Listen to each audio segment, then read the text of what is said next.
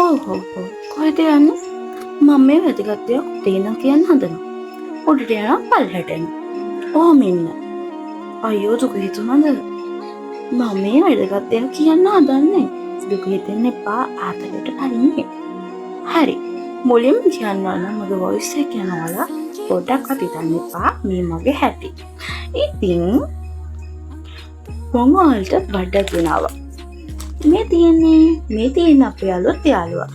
ඉතින් ඔයාලට මේ වගේ ලස්සන රතු රෝස මල් හෝ ඔයාලා කලර් එකකින් ලස්සන රෝස මල් ගන්න ඕන නම් මොකක්ද කරන්න තියෙන්නේ? දැන් නම් දැනගෙන ඉන්න ඕන. අපේ WhatsApp නම්බර් එකට මැසේජ් එකක් දාන්න. ඉතින් මේ වගේ ලස්සන රෝස මල් ගන්න සොයාලට මේ වීඩියෝ එක